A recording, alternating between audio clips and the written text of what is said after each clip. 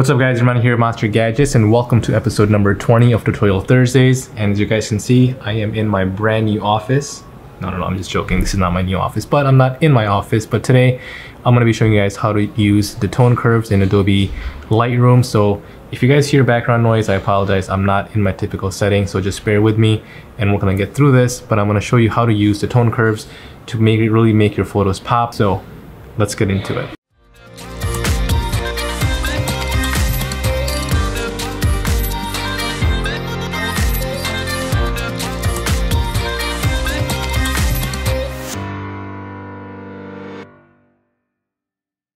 Alright guys, so here we are in Adobe Lightroom and we're going to be working with this particular image. It's basically a bunch of different balls in a swimming pool.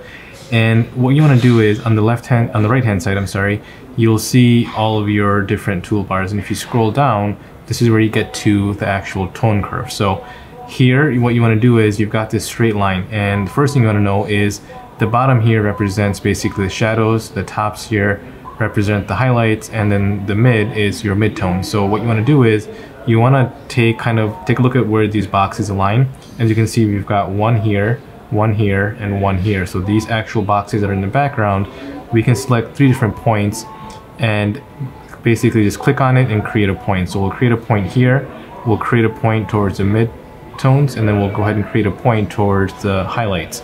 And what this basically will allow you to do is quickly kind of make it a little bit more contrasty. Yeah, give it more contrast, basically doing a simple thing as creating what they call an S curve.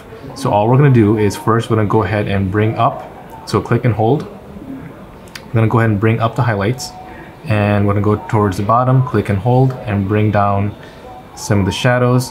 And as you can see, this is creating an S curve. Now the photo obviously has already improved drastically, so let's take a look as a before and after. This looks kind of washed out, and this looks a lot more vibrant, a lot more contrasty. We'll use that word. I like that word, contrasty.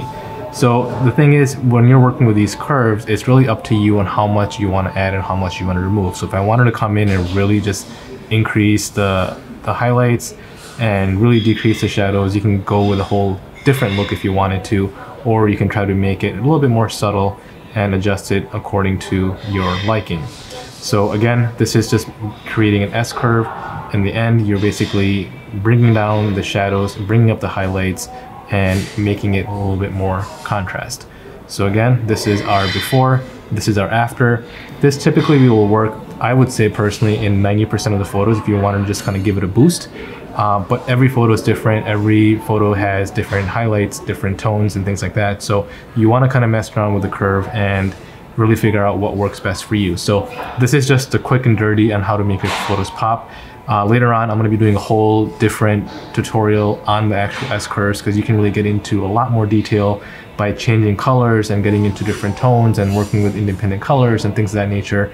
But I wanted to just quickly give you this quick tip on how to make your photos pop. So hopefully you guys found this to be helpful. If you did, make sure you give me a big thumbs up. Subscribe to my channel if you haven't already. Hit that bell notification so you're notified every time I upload a video, and I will see you guys next time. Goodbye.